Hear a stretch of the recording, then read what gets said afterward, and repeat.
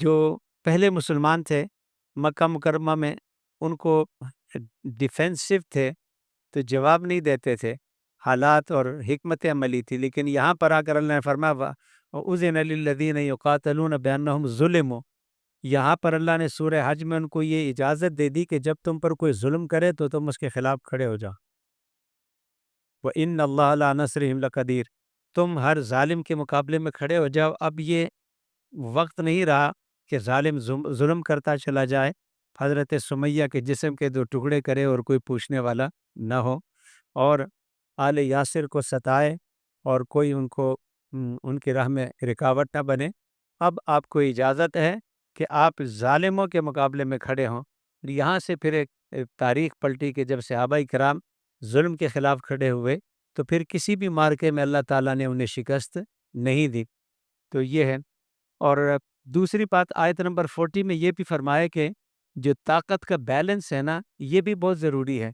اگر ظالموں کو کھلی چھٹی دے دی جائے تو پھر وہ جو چاہے کریں۔ یہ فرمایا ولولا دفع اللہ الناس بعضهم ببعض لہدمت صوامع وبیاع وصلوات ومساجد یذکر فیہا اسم اللہ کثیرا، اگر طاقت کا بیلنس نہ ہو تو ایک آ کے دوسروں کی مسجدوں کو اڑا دے، کوئی گرجوں کو اڑا دے، کوئی کلیسوں کو اڑا دے، زمین پر کوئی دوسرے کی عبادت گاہ ہی نہ چھوڑے اور زمین پر اس کا نام و نشان نہ چھوڑے۔ اب دیکھ رہے ہیں نا کیا ہوتا ہے جب طاقت نے بندہ مست ہاتھی کی طرف جاتا ہے، کس طرح بستیوں کو ملیا میٹ کرتا ہے، انسانیت کو، بچوں کو، عورتوں کو۔ 70% بچے اور عورتیں وہاں اس جبر کا شکار ہیں، لیکن کوئی پوچھنے والا نہیں۔ تو یہ فرمائے کہ ولولا دفع اللہ الناس بعضهم ببعض، اگر اللہ تبارک و تعالیٰ یہ ریزسٹنگ پاور اور بیلنس آف پاور نہ ہوتا تو کب کی یہ دنیا اجڑ چکی ہوتی اور ظالم اپنے ظلم سے مظلومہ کے وجود کو ختم کر چکے ہوتے۔ لیکن یہ اللہ کا نظام ہے کہ ہر ظالم کے مقابلے میں پھر ایک قوت کھڑی ہوتی اور پھر وہ اس کے ظلم کو چیلنج کرتی ہے۔ اسی لیے بدترین ظالم بھی جب اپنے ظلم میں لگتا ہے کہ اب اس کو کوئی پوچھنے والا نہیں، اللہ کا نظام ہے کہ جلد یا بدیر کوئی نہ کوئی اس کو پوچھنے والا خدا ضرور پیدا فرماتا ہے، کوئی نہ کوئی اس کو پوچھنے والا پیدا فرماتا ہے، اور ظالم جو ہے اپنے ظلم کے حساب یہاں پر جب تک چکتا نہ کرے اس وقت تک وہ اس کی خلاصی نہیں ہوتی۔ اور یہ آیت نمبر 40 میں یہ بھی سورہ حج کا مضمون ہے۔ اچھی حکومت یعنی اگر ہو تو اس کی صفات کیا ہیں؟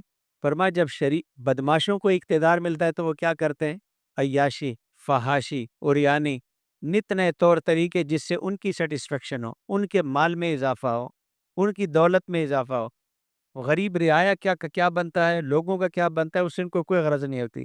وہ ایک ایلیٹ کلاس ہوتی ہے جس کو فقط اپنے مفادات، اپنے انٹرسٹ سے ان کو دلچسپی ہوتی ہے۔ لیکن فرمایا کہ آیت نمبر 39، 40، 41 یہ سارے مضامین فرمائے کہ الذین ان مکناہم فی الارض 41 ورس میں اقاموا الصلاۃ وآتوا الزکوٰۃ وامروا بالمعروف ونہوا عن المنکر، فرمایا جب شریفوں کو حکومت ملتی ہے تو وہ زمین پر اللہ کے نظام کو قائم کرتے ہیں۔ اس میں اقامت صلاۃ بھی ہوتی ہے، ایتاء زکوٰۃ بھی ہوتی ہے، یعنی بدن کو بھی پاک کرتے ہیں، مال کو بھی پاک کرتے ہیں، اور سوسائٹی میں ایک بیلنس پیدا کرتے ہیں۔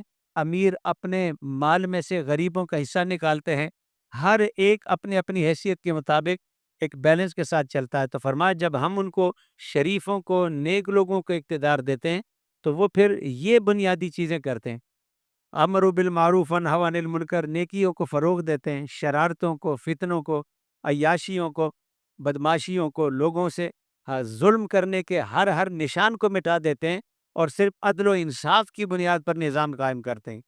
آج دیکھیں نا ہمارے ہاں، اگر آپ نے دیکھنا ہو کہ یہ شریفوں کی حکومت ہے یا بدماشوں کی، تو یہ بنیادی کرائٹیریا ہے کہ پبلک کا کیا حال ہے، لوگوں کے ساتھ کیا سلوک ہوتا ہے، کیا صرف اپنے ذاتی مفادات ہیں یا عوام کا بھی کوئی سوچ ہے، عام پبلک ویلفیئر سے بھی کوئی اس کو سروکار ہے۔